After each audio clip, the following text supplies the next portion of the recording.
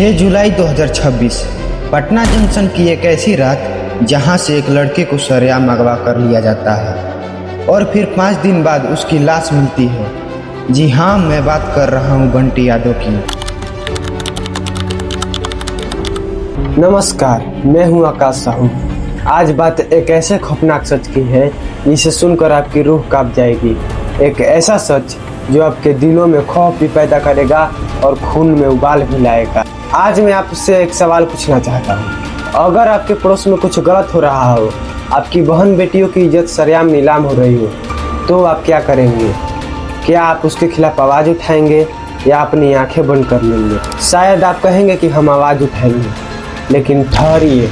बिहार की राजधानी पटना के रहने वाले 25 साल के बंटी यादव ने भी यही हिम्मत दिखाई थी। बंटी यादव का कसूर सिर्फ इतना था कि वे अपने इलाके के नील कर बिगहिया में चल रहे अवैध देह व्यापार की पूरे जोर से विरोध कर रहे थे और इस विरोध की कीमत बंटी यादव को जान देकर चुकानी पड़ी।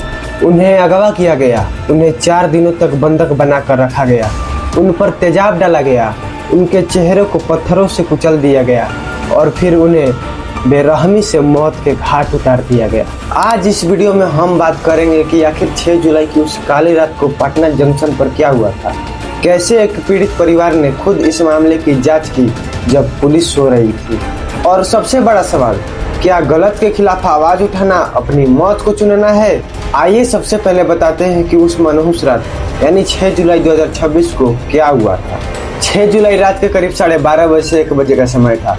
बंटी यादव अपनी फास्ट फूड की दुकान बढ़ाकर पटना जंक्शन के पास महावीर मंदिर स्थित दूध मंडी में दही लेने गया था। उसे क्या पता था कि वहां घात लगाए बैठे 8 से 10 अपराधी उसका इंतजार कर रहे हैं। सरेआम व्यस्त रहने वाले पटना जंक्शन इलाके से अपराधियों ने बंटी यादव को घेरा, उसके साथ मारपीट की, उसे एक गाड़ी में डालकर उससे अगवा कर लिया गया।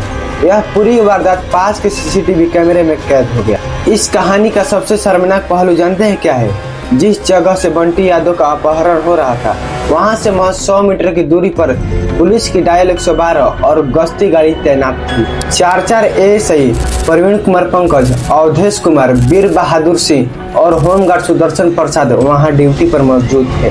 लेकिन इतनी पास चीख पुकार मचती रही, एक इंसान को अगवा कर लिया गया लेकिन पुलिस को भनक तक नहीं लगी। इसे आप लापरवाही कहेंगे या सीधा अपराधियों के साथ गाठजोड़? अपहरण के तुरंत बाद बंटी यादव का डरा सहमा परिवार पुलिस के पास न्याय की भीख मांगने पहुंचता है। लेकिन हमारा सिस्टम तो कागजों के टुकड़ों और सीमाओं में बटा हुआ है। जब परिवार जनकपुर थाने गया तो पुलिस ने संवेदनहीनता की सारी हदें पार करते हुए कह दिया, यह तो कोतवाली थाना क्षेत्र का मामला है, वहां जाओ।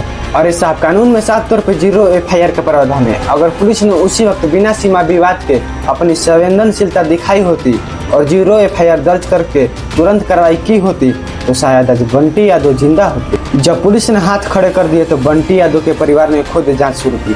बंटी यादव का भाई मुकुल यादव और उनके परिजन लगातार 6 दिनों तक अपनी जान जोखिम में डालकर अपराधियों की सुराग ढूंढते हुए भटकते रहे। रोते बिलखते परिवार ने खुद सड़क पर उतरकर धरने देकर और अपनी निजी कोशिश से लाश को ढूंढा और फिर अपराधियों का सुराग पुलिस को सौंप दिया। अब बात करते हैं उस खौफनाक मंजर की जब बंटी यादव की लाश मिली। अपहरण के 5 दिन बाद यानी 11 जुलाई को पटना से 60 किलोमीटर दूर अथमल गोला क्षेत्र सूर्यपुरा गांव में बंटी यादव की लाश मिली। भगवान ने भी शायद इस बेइंसाफी के खिलाफ अपना गुस्सा दिखाया। 10 जुलाई की रात पटना में भारी बारिश हुई जिसने उस मिट्टी को बहा दिया जहां अपराधियों ने बंटी की लाश को दबा रखा था। अगले दिन जब कुछ स्थानीय युवक वहां भैंस चरा रहे थे तो मिट्टी से बाहर निकला हुआ शव दिखा। जब शव को निकाला गया तो देखने वालों का कलेजा मुंह को आ गया। अपराधियों ने बंटी यादव को तुरंत नहीं मारा था। पोस्टमार्टम रिपोर्ट और जांच के मुताबिक बंटी यादव को 4 दिनों तक बंधक बनाकर तड़पाया गया था। उनका चेहरा ईंट और पत्थरों से इस कदर कुचल दिया गया था कि उनकी आंख, नाक कुछ भी पहचान में नहीं आ रही थी। उनके शरीर पर तेजाब फेंका गया था। हैरत और क्रूरता देखिए कि बंटी यादव के दाहिने हाथ पर एक उनका पसंदीदा टैटू था।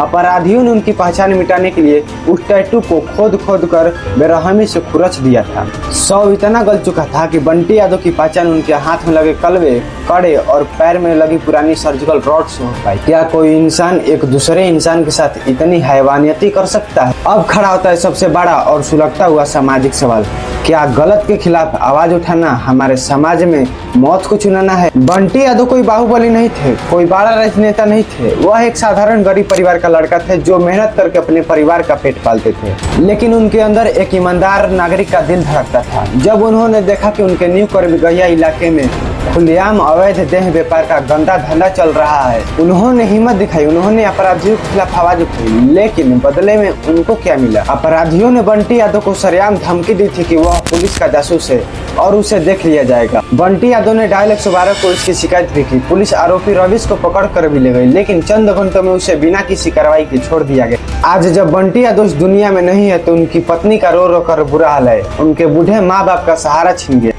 तब इस समाज के आम नागरिक के मन में यह खौफ बैठ गया कि अगर मैंने भी अपनी गली या मोहल्ले के गुंडे के खिलाफ आवाज उठाई तो कल बंटी यादव की तरह मेरी लाश भी किसी हाईवे के किनारे गड्ढे में दबी मिलेगी। क्या हम इस डर के साए में जीने को मजबूर हैं? आज मैं इस जगह से बिहार के नीतीश सम्राट सरकार और बिहार के पुलिस अधिकारियों से मैं सीधे सवाल पूछना चाहता हूँ। आप बड़ी बड़ी बातें करते हैं कानून व्यवस्था की, आप बड़ी बड़ी बातें करते हैं सुशासन के, लेकिन आपके नाक के नीचे राजधानी पटना में एक गरीब नौजवान को इसलिए मार दिया जाता है क्योंकि वो आपकी व्यवस्था को सुधारना चाहता था। मैं पूछना चाहता हूँ, क्या हम गलत के खिलाफ आवाज उठाएंगे तो आप हमें मरने के लिए छोड़ देंगे? बंटी यादव ने तो अपनी जान दे दी समाज की बहन और बेटियों की इज्जत बचाने के लिए, लेकिन अब बारी हमारी और आपकी है। बंटी यादव के परिवार को न्याय दिलाना होगा। आप इस पूरे मामले पर क्या सोचते हैं? आपको क्या लगता है बिहार में कानून के अच्छे दिन सचमुच खत्म हो चुके हैं? अपनी राय कमेंट बॉक्स में जरूर दें। इस वीडियो को ज्यादा से ज्यादा शेयर करें ताकि बंटी यादव की आवाज दब ना पाए।